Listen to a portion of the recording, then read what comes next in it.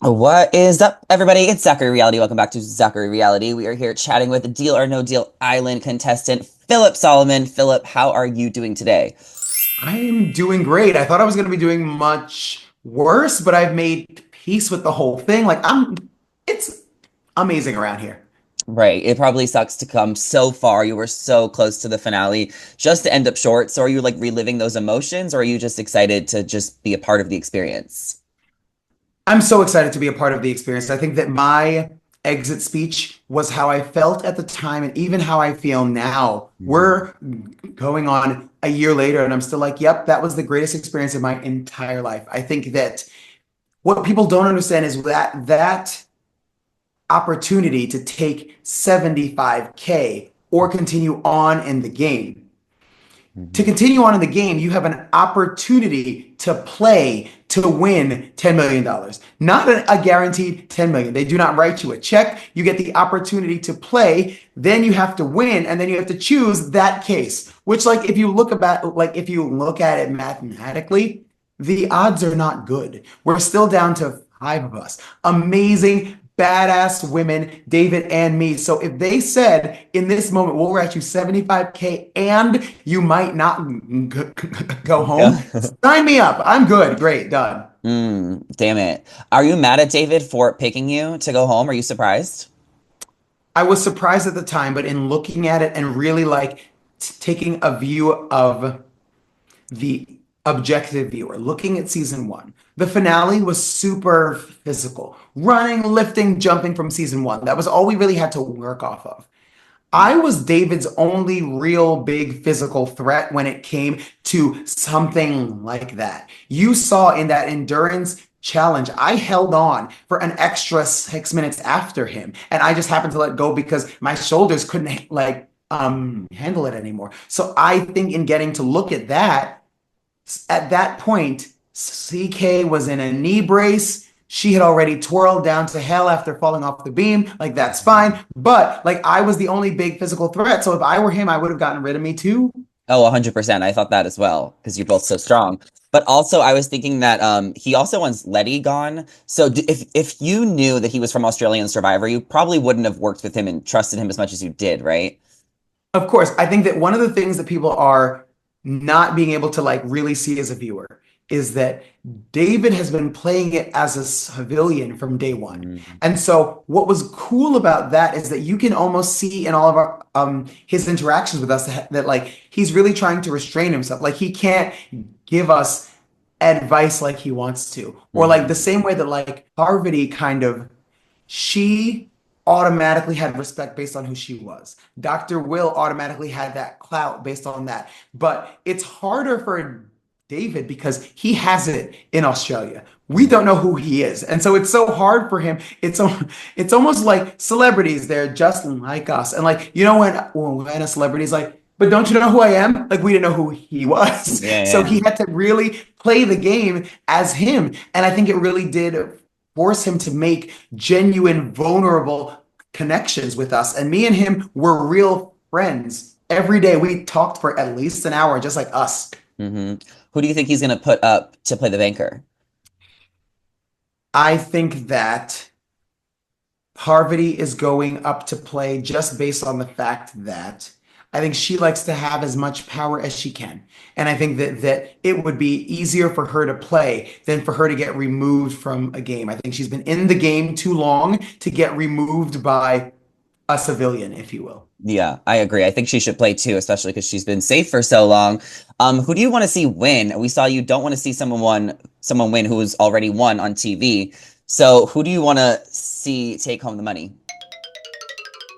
I would that's say for left? me at this point, Letty would be my winner because I think that as a part of this experience, you want to be able to look back at it at the end and say that that is the winner or my winner of my season that I was on. You want to be Hmm. able to look at whoever won and say they earned it, they deserved it, they're a good person, they made good choices throughout. Because, if you really think about it, America gets one shot at this per year. You're season two winner. You're reigning king, queen, so on and so forth. And so for me, it's a matter of like, I want it to be someone that played a good moral game. They had integrity.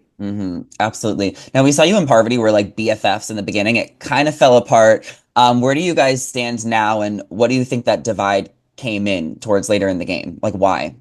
So to give you guys some context, Parvati and I were never ride or die alliances in the game. And Mm. that's what made it hard. We were ride or die friends on the island. And when you try and mix the two together, that's when it gets mucky and dirty and gross. We never were like, yo, you and I until the end. I worked together with her on excursion number one because I was like, she has more experience in this than I do. So do you want to be like partners or something? And that was it. And then we never discussed the game long term. The problem with that is then when you're friends and you've shared so much personal information with cameras down and microphones off, and then that other person decides to bring that up in an effort to further their place in the game, that's when you're like, okay, wait, nope, this is not okay. So that's why you saw that big breakdown happen so hard, so fast.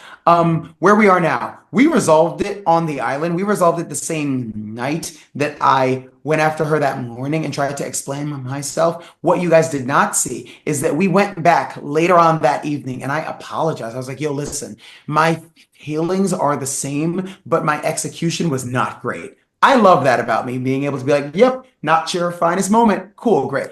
I think that's how we learn and grow. But we resolved it on the island, and presently, I probably speak to her every other day, if not every day, some days twice a day. So like we talk I love that. all. Yeah, for sure. You were really vulnerable this season. Are you this vulnerable in your real life? Did you feel like this was, a big opportunity for you to let your guard down because you love reality TV? Like, what did this mean to you? I think for me, I knew that if I was going to do the show, I was going to do it sincerely, genuinely, and authentically. What I think the viewers missed is we smiled and laughed and told stories and like we sang and danced and wrestled in the sand. Like there were so many stupid things that you guys missed just because there's only 41 minutes there. And so because I think I gave some of the most vulnerable moments of the season, they were like, to smash it in there and pull on some heartstrings, let's use them all. So in turn, like I promise you, I'm a normal, well-adjusted person, but they were like, can we edit him to be that girl from Mean Girls who's like, she doesn't even go here. She's like, I just have a lot of feeling. Like it was just a mess. That I was like, guys, I smile a lot, I promise. For sure. Is there anyone that went home earlier that you would have loved to see stay in the game longer? And like, who do you think was one of the bigger stars that went home earlier in the game? I am team Hazel till I die. I think Mhm. that she's a star. And I think also her and me, you guys missed out on that dynamic. You get to see it if you go to our Instagram lives. We do a recap of every episode. And that dynamic, I wish I could have seen more of that on the island because it is shady and unapologetic and a little awesome. But yes, I think she definitely left the island way before she would have. Should Totally. have, for sure. We know that there's a female banker, and we don't know who she is. I'm assuming you do. Can you kind of give us like a tease or maybe your reaction when you found out who she was? I will say that in finding out who she was initially, it took a little work for me intellectually to figure out like how come or the connection. And then once I really thought about it, I realized why. Got it. I'm assuming you watched Traders. What is your hot take You on know I the do. finale? The finale, I mean, I love Dylan and Gabby, and like I wanted them to be a little bit more cutthroat at the end, but I also understand now that I've been on the other end of it. America is on Reddit and Twitter being like, why isn't Philip and Letty and Lachelle more cutthroat and more aggressive? You have to let people be who they are. Mm, Gabby is that girl.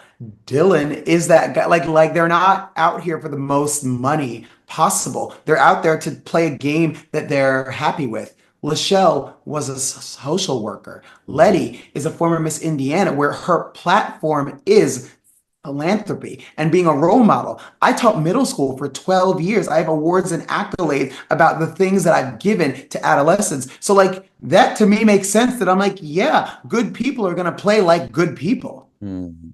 That's a great way to put it, to end this. Thank you so much for taking the time. Loved your honesty. I loved watching on the show. I wish you could have made it farther, but I think we both agree that David, did what he had to do. So thank you for being here. I think I can tease you with this. Okay. Your boy is not done yet. You'll see me again. It's going to be a good time. And I promise you, the finale is unbelievable. Okay. Can't wait. Thanks for chatting, Philip. We'll chat soon. All right, Bye. Zach. Bye.